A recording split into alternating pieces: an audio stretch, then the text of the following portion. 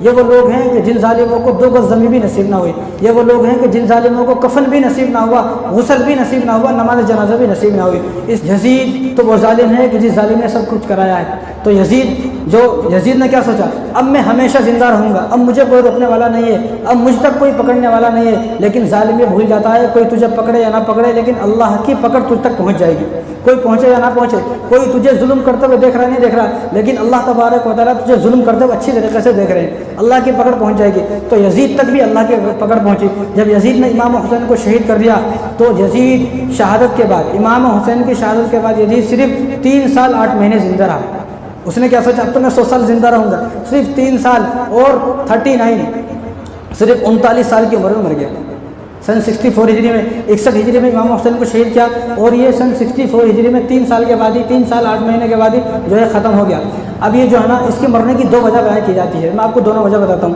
اب انہیں بہت موٹا تھا، انہیں اتنا موٹا تھا کہ اس لیے تو انہیں شام سے باہر نہیں جاتا تھا، کہیں بھی نہیں جاتا تھا، اس لیے کوفہ کو نہیں آیا۔ انہیں بہت موٹا تھا، اس کا بس کا کچھ بھی نہیں تھا، خالی انہیں بیٹھا بیٹھا آرڈر کرتا تھا، اتنا موٹا تھا۔ تو اس کا شوق عجیب شوق تھا۔ اس کا شوق کیا تھا، اس نے ایک پنجرا بنا ہوا تھا، پنجرا لوہے کا، تو اس میں کیا کرتا، اس نے ایک مینڈے کو بند کرتا، ایک بندر کو بند کرتا، ایک بھالو کو بند کرتا۔ اب مینڈے بندر بھالو ایسے ہیں، آپس میں دوسرے دیکھتے لڑ جاتے ہیں۔ اب انہیں وہاں بیٹھتا، ان کا کھیل تماشا دیکھتا، وہ لڑتے رہتے جب تک وہ ایک دوسرے کو جان سے مار نہیں دیتے، قتل نہیں ہو جاتے، یہ دیکھتے رہتا تھا۔ ایسا ظالم انسان تھا یہ۔ تو اس کی 2 وجہ، پہلی وجہ کیا ہے، مرنے کی پہلی وجہ ہے کہ انہیں شراب بہت زیادہ پیتا تھا یزید، تو شراب پینے کی وجہ سے اس کی آنتیں گل گئی۔ اب بھی جو لوگ شراب پی رہے ہیں وہ سوچیں کہ وہ یزید کا کام کر رہے ہیں، پھر وہ لوگ بولے میں حسینی ہوں، کون مانے گا؟ دنیا میں تم چیختے چلا سکتے ہو لیکن آخرت میں نہیں چلا سکتے۔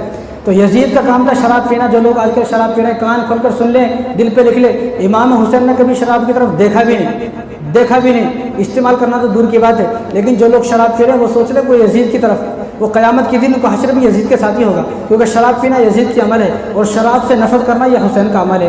اب تمہاری مرضی ہے، تم کیا فیصلہ کرتے ہو، تمہیں کس کے ساتھ اپنا حشر چاہیے۔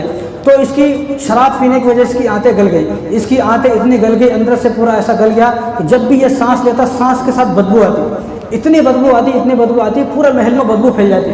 اب جو لوگ ڈاکٹر تھے اس وقت کے، حکیم تھے، طبیب تھے، جو اس کا علاج کرنے کے واسطے آتے، وہ علاج کرنے کے واسطے جب آتے تو خوشبو کی وہ شیشہ لے کے آتے، 10-15 شیشے لے کے آتے اور کہتے تم یہ خوشبو میرے پورے بدن پہ ڈال دو۔ وہ حکیم طبیب جو تھا پورے بدن پہ خوشبو لگا کے آتا، پھر بھی وہ خوشبو ختم ہو جاتی، وہ بدبو اتنے زیادہ تھی۔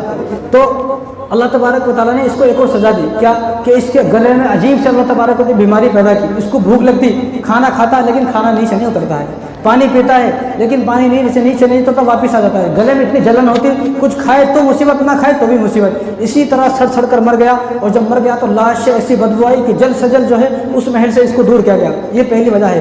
دوسری وجہ کیا ہے کہ ایک دن یہ شکار کے لیے گیا، تاریخ کے اندر اس کی 2 وجہ لکھی ہے موت کی، تو پہلی وجہ ہے۔ دوسری وجہ ہے کہ ایک دن انہیں شکار کے لیے گیا، جب شکار کے لیے گیا تو انہیں اس کو عیسائی لڑکی ایک نظر آئی، ایک عیسائی لڑکی اس کو نظر آئی۔ جیسے اس نے عیسائی لڑکی کو دیکھا اس سے عشق ہو گیا۔ اب اس کا ایک دوست تھا سرجون، جب اس نے اپنے دوست کو بتایا یزید نے کہ میری فلاں لڑکی کو میرے کو پسند آ گئی ہے، میں اس لڑکی سے عشق کرتا ہوں، تو سرجون دوست تھا، اس نے کہا تو میری ہے، یہ تو میری ہے۔ اب اس لڑکی کو بلا کر کہا کہ بھائی، وہ کہتا ہے میری ہے، اب یزید کہتا تو میری ہو جائے، تو لڑکی نے کہا کہ ایک دن میں تیری، ایک دن میں تیری۔ کیا کہا؟ اب یہ اتنا ظالم انسان تھا، ایسا بدکار تھا، اس نے کہا کہ ٹھیک ہے، ایک دن تو اس کی، ایک دن میری۔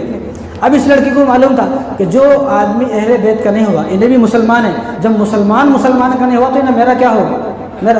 تو اس لڑکی نے چالاکی سے اس کو ایک دن اپنے محل پر بلایا، تو میرے محل میں آ جا، کل بھی میں تیری تھی اور آج بھی میں تیری ہوں، اس کے نہیں سرجون ویسے ہی تھے۔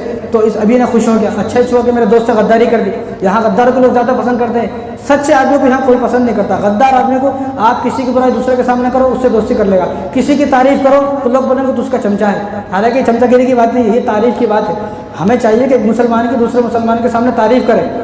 تو اب اس لڑکی نے اس کو بلایا کہ میرے محل میں آجا فلاں دن، ابھی نے چلا گیا وہاں پر۔ اب اس نے کہا ہوا تھا یزید نے، میں جہاں بھی جاؤں اپنے فوجیوں سے کہا ہوا تھا کہ 3 دن تک مجھے تلاش نہ کرنا، क्योंकि अय्याश था, लड़कियों के साथ जाता था, अय्याशी करता था, शराब पीता था, इधर उधर पड़ा रहता था। तो इसने कहावत अपने फौज से कि 3 दिन तक मुझे तलाश ना करना, जब 3 दिन तक मैं ना मिलूँ तो चौथे दिन मुझे ढूंढ कर लाना। काफ़ी मरतबा ऐसे जाता था तो 3 दिन तक शराब पी के पड़ा रहता था, लोग फौजी जाते थे उठा कर लेके आ जाते थे। लेकिन अब ऐसा होने वाला नहीं है। अब वो लड़की इसको ले गई महल में, और महल में जाकर के खूब शराब पिलाई, इतनी शराब पिलाई कि शराब पी कर बिल्कुल बेहोश हो गया। जब ये बेहोश हुआ, लड़की ने खंजर निकाला और खंजर इसके सीने में मारा, और सीने में मारा के इसको जो है ख़त्म कर दिया। अब 1 दिन हो गया, 2 दिन हो गए, जब 3 दिन हो गए, फौजी ने सुन कहा हुआ था 3 दिन के बाद तलाश करना, और फौजी इसकी 3 दिन के अंदर लाश सड़ गई, बदबू आ गई, कीड़े पड़ गए लाश में कीड़े पड़ गए, कोई उठाने वाला नहीं है। तो जब 3 दिन के बाद इसकी फ़ौज वहाँ पर पहुँची तो उन्होंने देखा कि तो यहाँ मरा पड़ा हुआ है। अब फौज ने सोचा कि इसको उठाकर लेकर जाएंगे तो हमारी बेइज्जती है, हमारा हाकिम इस तरह मर गया। तो फौज ने क्या कर, वहीं से जल्दी से कैसा भी खड्डा खोदा, कोई कब्र नहीं बनाई, खाली खड्डा खोदा, नमाज़ जनाज़ा पढ़ी, ना किसी ने गुस्ल दिया। सड़े हुए आदमी को कौन गुस्ल देगा, किसी ने गुस्ल नहीं दिया। तो फौजी ने वहीं खड्डा खोद कर दबा दिया और दबा के ख़त्म कर आ गए। अब इसकी कब्र कहाँ है? दमिश्क में इसकी कब्र है। तो जब बनु अब्बास की खिलाफत आई, बनु उमैया के बाद जब बनु अब्बास की खिलाफत आई तो बनु अब्बास ने इसकी कब्र के ऊपर शीशे की फैक्ट्री बनाई। शीशा किससे पिघलता है? शीशा आग से पिघलता है, यानी आग की फैक्ट्री इसके कब्र के ऊपर बनाई।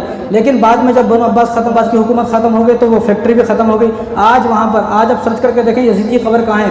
यजीद की कब्र दमिश्क के अंदर है। आज उसकी कब्र पर कचरा डाला जाता है, कचरा, कुत्ते खिंजीर बैठे रहते हैं। और दमिश्क के अंदर आप कोई जाएगा पूछता है कि इसकी कब्र कहाँ है, कोई बताते भी नहीं इसकी कब्र कहाँ है, क्योंकि इसको इतना मलून, इतना नाकारा, इसको इतना बदकार लोग समझते हैं कि लोग बताते भी नहीं। अगर किसी ने बता दिया, आप में से कोई वहाँ गया और किसी से पूछा, किसी ने आपको किसी ने बता दिया कि उसकी कब्र वहाँ पर है, अब उसके घर वालों को अगर मालूम हो गया कि इसने उस जालिम का जो है बताया है, उस जालिम की कब्र के बारे में कि यजीद की कब्र कहाँ, वो लोग उस आदमी को अपने घर में भी नहीं घुसने देते।